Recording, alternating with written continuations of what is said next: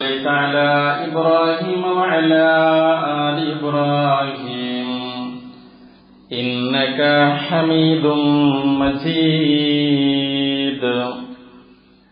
اللهم بارك على محمد وعلى آل محمد كما باركت على إبراهيم وعلى آل إبراهيم إنك حميد مجيد.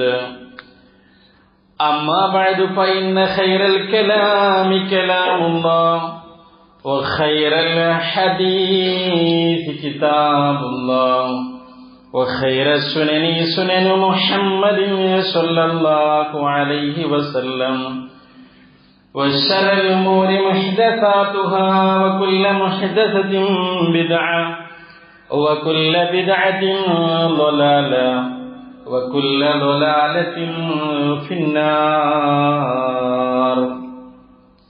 أيها الإخوان والأخوات، أوصيكم وإياي أولا بتقوى الله. أعوذ بالله من الشيطان الرجيم. يا أيها الذين آمنوا اتقوا الله حق تقاته ولا تموتن إلا وأنتم مسلمون. بسم الله الرحمن الرحيم. لقد من الله على المؤمنين إذ بعث فيهم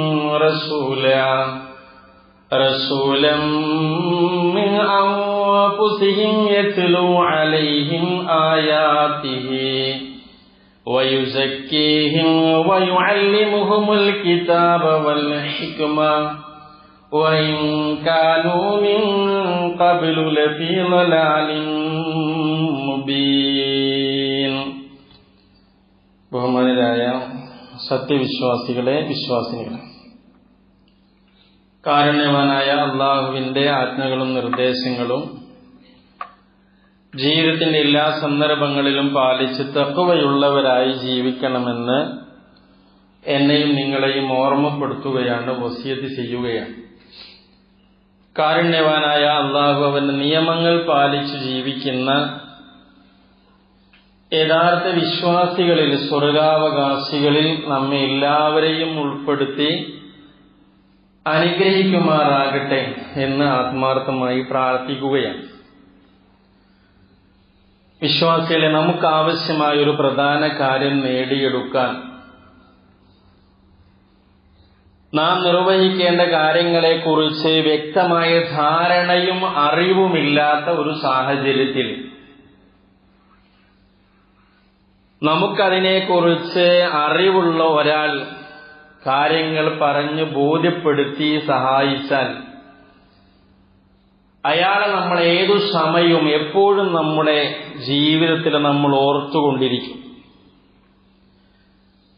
അപ്പൊ നമുക്കൊരു ചികിത്സ ആവശ്യമുണ്ട്, നമുക്കൊരു പ്രയാസമുണ്ട്. ആ പ്രയാസത്തെക്കുറിച്ച് നമ്മൾ വലിയ വിഷമങ്ങൾ അനുഭവിക്കുമ്പോഴാണ് അതിന് കൃത്യമായ ചികിത്സ കിട്ടുന്ന, ചികിത്സ നൽകാൻ കഴിയുന്ന ഒരു ഡോക്ടറെ കുറിച്ചുള്ള വിവരം ഒരാൾ നൽകുന്നത്. അദ്ദേഹത്തിന്റെ വീടും ക്ലിനിക്കും അവിടെ ചെയ്യേണ്ട കാര്യങ്ങളൊക്കെ കൃത്യമായി അറിയിച്ചു തന്നാൽ ആ വ്യക്തിയെ നമ്മൾ പല സന്ദർഭങ്ങളിലായി ഓർത്തുപോകും. ഏതെങ്കിലും ഒരു ഓഫീസിൽ ചെന്ന് ഒരു അപേക്ഷ പൂരിപ്പിക്കണം, പക്ഷെ അതെങ്ങനെയാണ് പൂരിപ്പിക്കേണ്ടത് എന്ന് നമുക്ക് കൃത്യമായി അറിയില്ല എങ്കിൽ അതിലൊരാളെ നമ്മളെ സഹായിച്ചാൽ എന്നും അയാളെ നമ്മൾ നമ്മുടെ മനസ്സിൽ ഓർത്തുകൊണ്ടിരിക്കും. ഇതേപോലെ ഏതൊരു കാര്യവും ഇത്തരം ഒരു സഹായം നമ്മുടെ ജീവിതത്തിലേക്ക് വരുമ്പോൾ ആ സഹായിച്ച വ്യക്തിയെ ഓർക്കുക എന്നത് മനുഷ്യരായ നമ്മുടെയൊക്കെ ഒരു പ്രത്യേകതയാണ്. ഈ ഉപകാരത്തെക്കുറിച്ച് ഓർക്കുമ്പോൾ സാധാരണ നമ്മൾ പറയുന്ന ഒരു വാചകമുണ്ട്, അത് വലിയ അനുഗ്രഹമായി, അഥവാ അയാളെ കണ്ടുമുട്ടിയത് വലിയ അനുഗ്രഹമായി എന്ന്. വിശ്വാസികളെ, നാം ഈ ഭൂമിയിലേക്ക് പിറന്നു വന്നപ്പോൾ ഒന്നും അറിയാത്തവരായിരുന്നു. വല്ലാഹു അഖ്റജകും മിൻ ബുതൂനി ഉമ്മഹാതികും ലാ തഅലമൂന ശൈഅൻ, നിങ്ങൾ നിങ്ങളുടെ മാതാവിന്റെ ഗർഭപാത്രത്തിൽ നിന്ന് പുറത്തു വന്നത് നിങ്ങൾക്കൊന്നും അറിയാത്ത അവസ്ഥയിലാണ്. വജഅല ലക്കുമുസ് സമഅ വൽ അബ്സാറ വൽ അഫ്ഇദ, നിങ്ങൾക്ക് കാതും കണ്ണും അതേപോലെ തന്നെ ഹൃദയവുമൊക്കെ അവൻ നൽകി. ലഅല്ലക്കും തശ്കുറുൻ, നിങ്ങൾ നന്ദി കാണിക്കുന്നതിന് എന്ന് വിശുദ്ധ ഖുർആനിലെ 16-ാം അധ്യായം 78-ാമത്തെ ആയത്തിൽ പറയുന്നുണ്ട്. അപ്പൊ നമ്മുടെ ജീവിത യാത്രക്ക് ആവശ്യമായ എല്ലാം നൽകിയ റബ്ബിനെ നാം എപ്പോഴും ഓർക്കണം.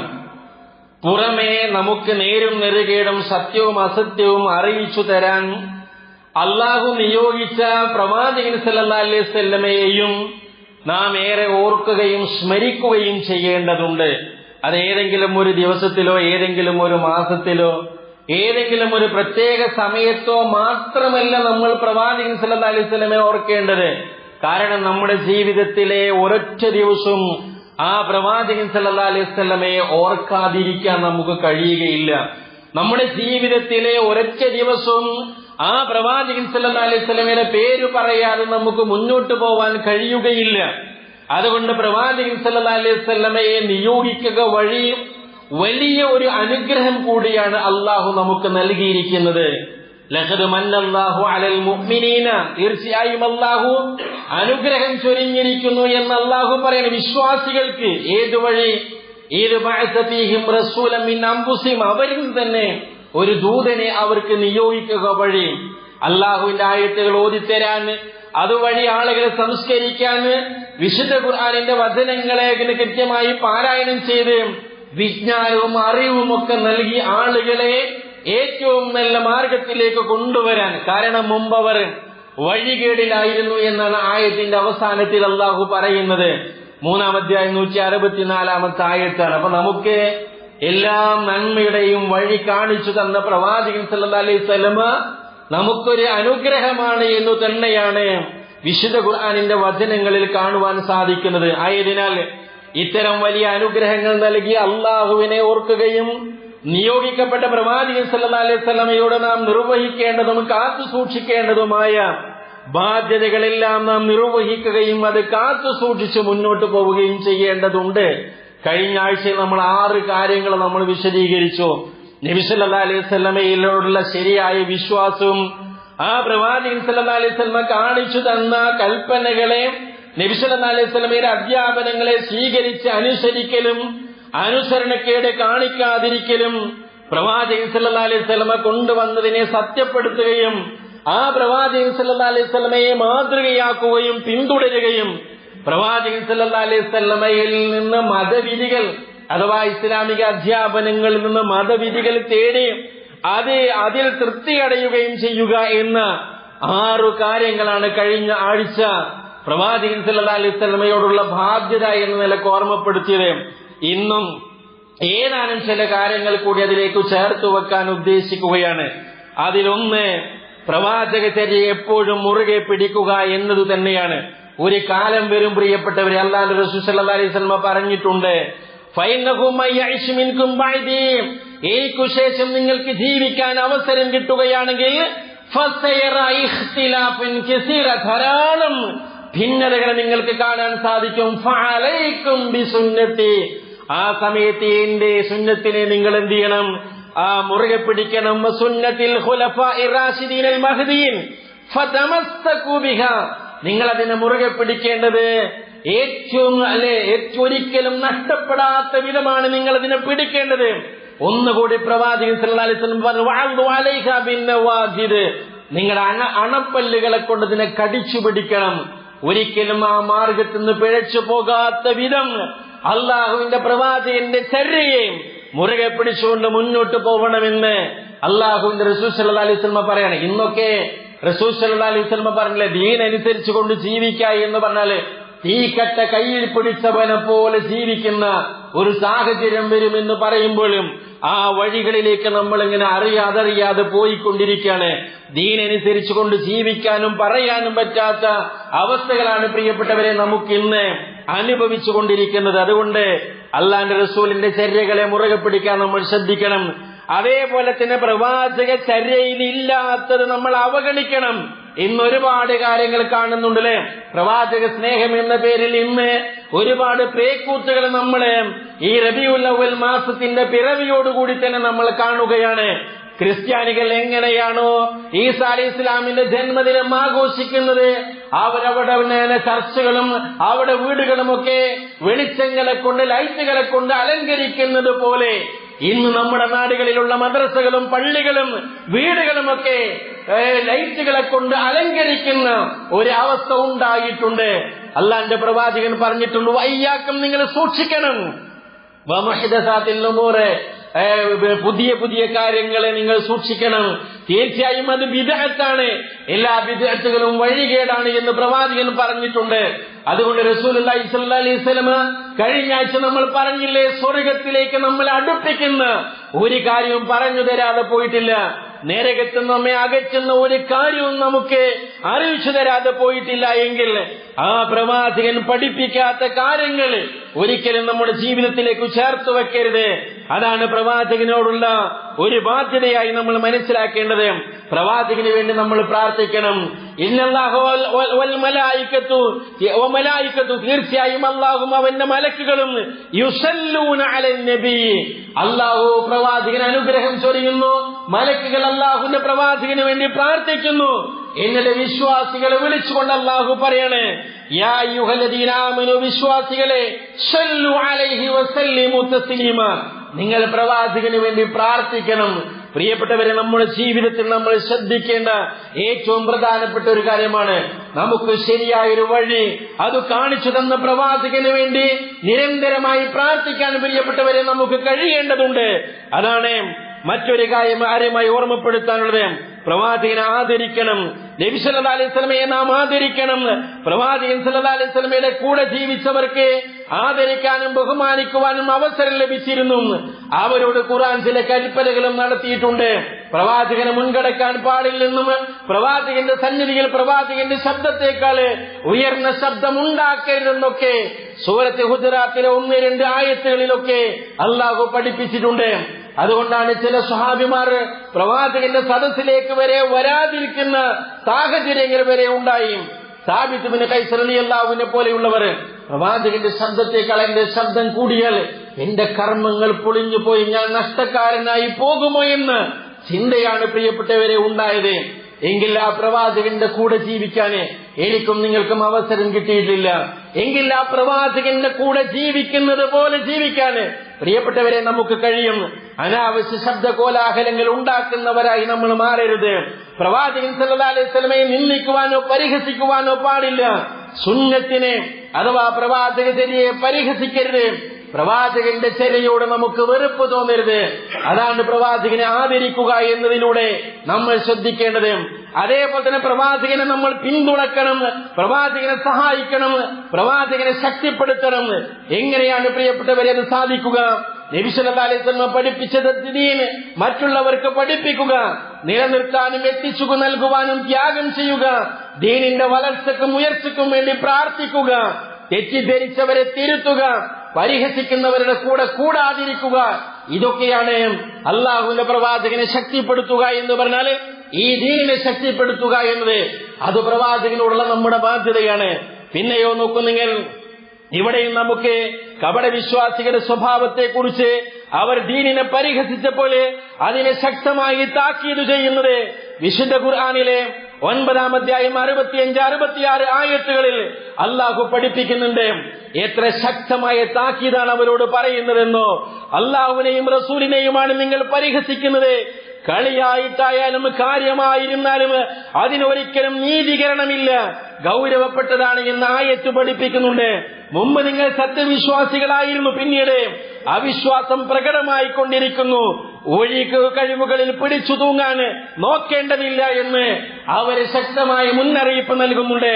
ചിലരൊരു പക്ഷേ ഖേദിച്ചു മടങ്ങിയേക്കാം, എന്നാൽ മടക്കം വരാത്തവരുമുണ്ട്, അവരെ വെറുതെ വിടില്ല എന്ന് അള്ളാഹു കർശനമായി സൂറത്ത് തൗബയിലെ 65-66 ആയത്തിൽ ദീനിനെ പരിഹസിച്ച ആളുകളെ നോക്കിക്കൊണ്ട് കപടവിശ്വാസികളോട് ശക്തമായി മുന്നറിയിപ്പ് നൽകുന്നുണ്ട്.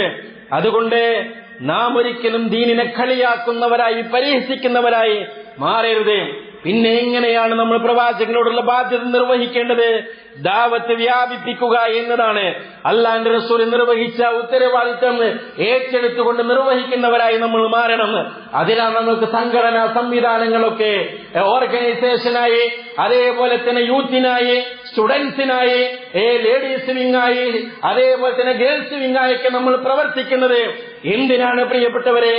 അള്ളാഹുവിന്റെ റസൂല് കാണിച്ചു തന്ന ദീന് അതേപോലെ ആളുകൾക്ക് എത്തിച്ചു കൊടുക്കാനുള്ള സംവിധാനം എന്ന നിലക്കാണ്. ഖുൽ, നബിയെ പറഞ്ഞു കൊടുക്കണം, ഹാദിഹി സബീലി, ഇതാണ് എന്റെ മാർഗം, അദ്ഉ ഇലല്ലാഹ്, ഞാൻ അള്ളാഹുവിലേക്ക് ക്ഷണിക്കണം. അപ്പൊ അള്ളാഹുവിലേക്ക് ക്ഷണിക്കുന്ന ആളുകളായി നമ്മൾ മാറണം. അതാണ് വിശുദ്ധ ഖുർആൻ 12-ാം അധ്യായം 108-ാമത്തെ ആയത്ത് പറയുന്നത്. ബല്ലിഗു അന്നി വലു ആയ, ഒരായത്തെങ്കിലും നിങ്ങൾ എന്നിൽ നിന്ന് എത്തിച്ചു കൊടുക്കണം.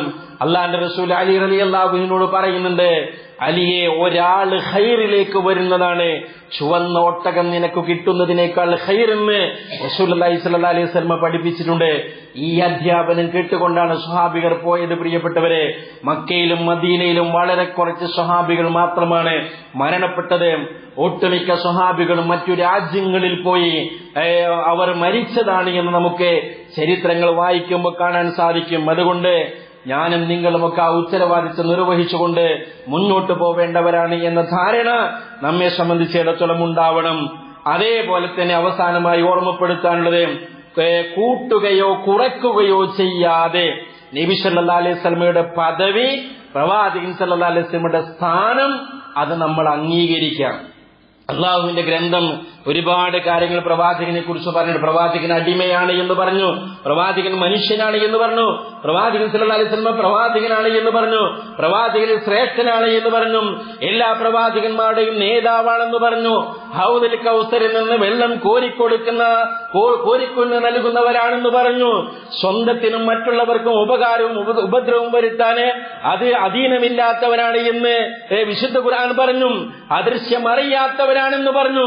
പ്രവാചകൻ സല്ലല്ലാഹു അലൈഹി വസല്ലം മരണപ്പെടും എന്ന കൃത്യമായ നിർദ്ദേശം എന്ന് വിശുദ്ധ ഖുർആൻ പറഞ്ഞു. ഇന്നക മയ്യിതുൻ വ ഇന്നഹും മയ്യിതൂൻ എന്ന് സൂറത്ത് സുമറിലെ 30-ാമത്തെ ആയത്തിൽ പറഞ്ഞു. പ്രവാചകൻ മരിച്ചു പോയിട്ടുണ്ട്.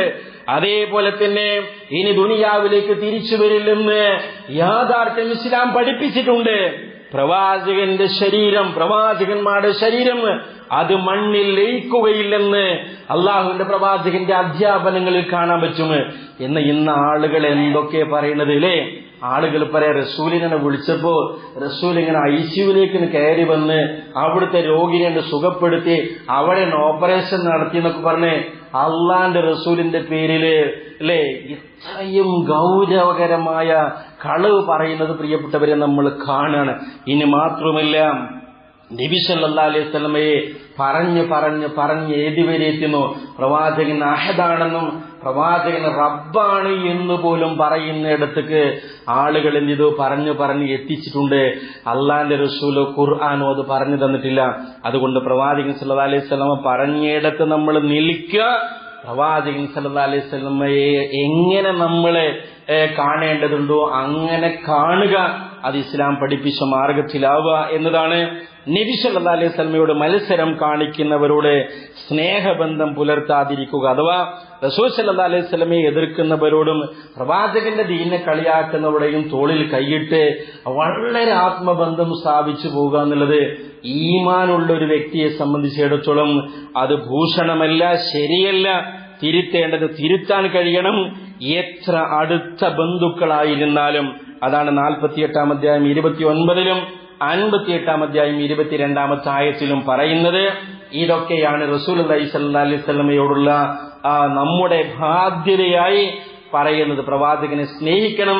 അതിന്റെ തലങ്ങൾ ഇൻഷാ അല്ലാഹ് അടുത്ത ആഴ്ച നമുക്ക് വിശദമായി ചർച്ച ചെയ്യാം. ഏതായിരുന്നാലും 14ഓളം കാര്യങ്ങൾ കഴിഞ്ഞ ആഴ്ചയിലും ഈ ആഴ്ചയിലുമായി നിങ്ങളുടെ ശ്രദ്ധയിൽപ്പെടുത്തി.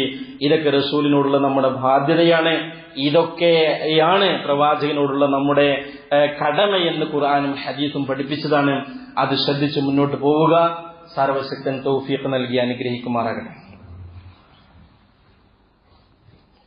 അൽഹംദുലില്ലാഹി ഹംദൻ തയ്യിബൻ മുബാറകൻ ഫീഹി അലാ കുല്ലി വസ്സലാത്തു വസ്സലാമു അലാ അഷ്റഫിൽ അംബിയാഇ വൽ മുർസലീൻ وعلى من اتبعهم بإحسان إلى يوم الدين والعاقبة للمتقين أما بعد. അള്ളാഹുവിനെ സൂക്ഷിച്ചുകൊണ്ട് ജീവിക്കണമെന്ന് ഒരിക്കൽ കൂടി ഉപദേശിക്കുകയാണ്, വസിയത്ത് ചെയ്യുകയാണ്. പ്രിയപ്പെട്ടവർ, ഏത് നിമിഷവും നമ്മുടെ നിലവിലുള്ള സാഹചര്യങ്ങളും അവസ്ഥകളും മാറാം. വളരെ സന്തോഷിക്കുന്ന വേളകളിൽ വളരെ പെട്ടെന്ന് സങ്കടങ്ങൾ കടന്നു വരാം. വളരെ വിഷമിച്ചും പ്രയാസങ്ങളും നേരിടുന്ന സമയത്ത് സന്തോഷത്തിന്റെ അവസ്ഥകളുമൊക്കെ വരാം. നിമിഷങ്ങൾ മതി നമ്മുടെ നിലവിലുള്ള അവസ്ഥകളൊക്കെ മാറി മറിയാൻ. അതുകൊണ്ട് എപ്പോഴും ഒരു ജാഗ്രതയും ശ്രദ്ധയും റബ്ബിനെ കുറിച്ചുള്ള ഓർമ്മയും വിശുദ്ധ ഖുർആനും പ്രവാചകനും പഠിപ്പിച്ചു തന്ന നിർദ്ദേശങ്ങളൊക്കെ പാലിച്ചുകൊണ്ട് നമ്മൾ മുന്നോട്ട് പോകണമെന്നാണ് ഓർമ്മപ്പെടുത്താറുള്ളത്. ഇന്നലെ നമ്മൾ കേട്ട നമ്മുടെയൊക്കെ മനസ്സുകളെ വല്ലാതെ വേദനിപ്പിച്ച ഒരു വാർത്തയുണ്ട്. മംഗലാപുരത്തിനടുത്തുള്ള ഒരു പ്രദേശത്ത് നമ്മുടെ ആദർശ ബന്ധുവായ അഹമ്മദ് സാഹിബിന്റെ കുടുംബത്തിലെ 5 ആളുകളാണ് ഒരു ആക്സിഡന്റിൽ മരിച്ചിരിക്കുന്നത്. അദ്ദേഹത്തിന് 2 സഹോദരിമാർ, അതേപോലെ തന്നെ ഒരു സഹോദരിയുടെ മകൾ, അനിയന്റെ മകള്, അതേപോലെ തന്നെ അമ്മായി. ഒരു കർണാടക ട്രാൻസ്പോർട്ട് ബസ് ഒരു ഓട്ടോറിക്ഷയിൽ ഇടിച്ചാണ് ഒരു കുടുംബത്തിൽ നിന്ന് ഒരു വ്യക്തിയുടെ 2 സഹോദരിമാര്, സഹോദരിയുടെ മകള്, അനിയന്റെ മകള്, അമ്മായി തുടങ്ങിയ 5 ആളുകള് പ്രിയപ്പെട്ടവരെ ഇന്നലെ മരിച്ചുപോയി. ഏതാനും വർഷങ്ങൾക്ക് മുമ്പ് അതേ കുടുംബത്തിൽ ഒരു ആക്സിഡന്റിലൂടെ 7 അംഗങ്ങളും നേരത്തെ മരിച്ചു പോയിട്ടുണ്ട്. അപ്പൊ നമ്മളൊക്കെ ഓർക്കേണ്ട ഒരു പ്രധാനപ്പെട്ട കാര്യം, നമ്മളൊക്കെ നിരന്തരമായി വാഹനങ്ങളിൽ യാത്ര ചെയ്യുന്നവരാണ്. എവിടെ വെച്ചാണ് നമ്മുടെ ജീവിതം അവസാനിക്കാമെന്നൊന്നും നമുക്ക് പറയാൻ സാധ്യമല്ല. അതുകൊണ്ട് എവിടെ വെച്ച് മരിച്ചാലും റബ്ബിലേക്ക് മടങ്ങുമ്പോൾ അള്ളാന്റെ ഇഷ്ടത്തോടുകൂടി മടങ്ങാന് നമ്മൾ ശ്രമിക്കണം. നമ്മൾ റോട്ടിൽ മരിച്ചു കിടക്കുമ്പോൾ തലയിൽ തട്ടമില്ലാത്ത, മഫ്തയില്ലാത്ത, അനിസ്ലാമിക വേഷമുള്ള ഒരു സഹോദരിയായി നമ്മൾ മാറരുത്. അതേപോലെ തന്നെ അള്ളാഹു ഇഷ്ടപ്പെടാത്ത കേന്ദ്രങ്ങളിൽ നിന്ന് നമ്മുടെ മയ്യത്ത് കൊണ്ടുവരുന്ന സാഹചര്യം ഉണ്ടാവരുത്. അതുകൊണ്ട് ആത്മാർത്ഥമായി ഇസ്ലാമിക മര്യാദകൾ പാലിച്ച് നമ്മൾ മുന്നോട്ട് പോകും. അതേപോലെ തന്നെ ഒരു സഹോദരൻ ഇന്നലെ ഷോക്കടിച്ച് മിംസ് ആശുപത്രിയിൽ ICUവിൽ പ്രവേശിപ്പിച്ചിട്ടുണ്ട്. നമ്മളെ ഈ മരിച്ചുപോയവർക്ക് വേണ്ടും രോഗികൾക്ക് വേണ്ടിയൊക്കെ ആത്മാർത്ഥമായി പ്രാർത്ഥിക്കണമെന്നാണ് ഓർമ്മപ്പെടുത്താനുള്ളത്. അള്ളാഹു നമ്മിൽ നിന്ന് മരിച്ചുപോയ എല്ലാ ആളുകൾക്കും മഗ്ഫിറത്തും റഹ്മത്തും നൽകി അനുഗ്രഹിക്കുമാറാകട്ടെ. രോഗികൾ ധാരാളമുണ്ട്. നമുക്ക് എണ്ണിയാൽ തീരാത്ത അത്ര ആളുകൾ, നാമുമായി ബന്ധമുള്ള ആളുകളുണ്ട്. എല്ലാ രോഗികൾക്കും അള്ളാഹു പൂർണ്ണമായ ശിഫ നൽകി അനുഗ്രഹിക്കുമാറാകട്ടെ. മരിക്കുമ്പോൾ കെലിമ ചൊല്ലി മരിക്കുന്ന യഥാർത്ഥ വിശ്വാസികളിൽ അള്ളാഹു നമ്മെ എല്ലാവരെയും ഉൾപ്പെടുത്തി അനുഗ്രഹിക്കുമാറാകട്ടെ. ജീവിതത്തിന്റെ എല്ലാ സന്ദർഭങ്ങളിലും വിശുദ്ധ ഖുർആനിന്റെ അധ്യാപനങ്ങളെ, പ്രവാചകൻ സല്ലല്ലാഹു അലൈഹി വസല്ലമയുടെ നിർദ്ദേശങ്ങളെ പാലിച്ചു മുന്നോട്ട് പോവാൻ, അങ്ങനെ അവസാനം സന്തോഷത്തോടുകൂടി മരിച്ച് പ്രവാചകന്മാരുടെ കൂടെ, സിദ്ദീഖീങ്ങളുടെ കൂടെ, ശുഹദാക്കളുടെ കൂടെ, സ്വാലിഹീങ്ങളുടെ കൂടെ സ്വർഗത്തിലേക്ക് പ്രവേശിക്കാൻ അള്ളാഹു നമുക്ക് എല്ലാവർക്കും തൗഫീഖ് നൽകി അനുഗ്രഹിക്കുമാറാകട്ടെ. നമ്മിൽ നിന്ന് മരിച്ചുപോയ നമ്മുടെ മാതാപിതാക്കൾക്ക് അള്ളാഹു സ്വർഗം നൽകി അനുഗ്രഹിക്കുമാറാകട്ടെ. നമ്മിൽ നിന്ന് പ്രയാസപ്പെടുന്ന ധാരാളം ആളുകൾ, ശാരീരികവും മാനസികവുമായ വേദന അനുഭവിക്കുന്ന ആളുകൾ, എല്ലാവർക്കും അള്ളാഹു ശാന്തിയും സമാധാനവും നൽകി അനുഗ്രഹിക്കുമാറാകട്ടെ. വിവാഹം അന്വേഷിച്ചുകൊണ്ട് നടക്കുന്ന യുവതികളും യുവാക്കളും ഉണ്ട്. സ്വാലിഹ്യങ്ങളായ ഇണകളെ അള്ളാഹു നൽകി അനുഗ്രഹിക്കുമാറാകട്ടെ. വിവാഹം കഴിഞ്ഞേറെ നാളുകളായിട്ടും സന്താനങ്ങളില്ലാതെ വിഷമിക്കുന്ന എത്രയോ ദമ്പതിമാരുണ്ട്. എല്ലാവർക്കും അള്ളാഹു സ്വാലിഹ്യങ്ങളായ സന്താനങ്ങളെ നൽകി അനുഗ്രഹിക്കുമാറാകട്ടെ. മക്കളെ കൊണ്ട്, അവരുടെ വഴിവിട്ട ജീവിതം കൊണ്ട് വിഷമിക്കുന്ന എത്രയോ മാതാപിതാക്കൾ നമ്മുടെ നാടുകളിലുണ്ട്. മക്കൾക്കൊക്കെ നന്മയുടെ മാർഗം സ്വീകരിക്കുവാനും അതുവഴി മാതാപിതാക്കൾക്ക് സമാധാനത്തോടുകൂടി ഇവിടെ ജീവിക്കാനും കണ്ണടക്കാനും ഒക്കെ അല്ലാഹു തൗഫീഖ് നൽകി അനുഗ്രഹിക്കുമാറാകട്ടെ. റബ്ബനാ തഖബ്ബൽ മിന്നാ ഇന്നക അൻതസ് സമീഉൽ അലീം വതുബ് അലൈനാ ഇന്നക അൻതത് തവ്വാബുർ റഹീം. റബ്ബനാ ആതിനാ ഫിദ്ദുനിയാ ഹസന വഫിൽ ആഖിറതി ഹസനതൻ വഖിനാ അദാബന്നാർ. ആമീൻ ആമീൻ ബിറഹ്മതിക യാ അർഹമർ റഹീം.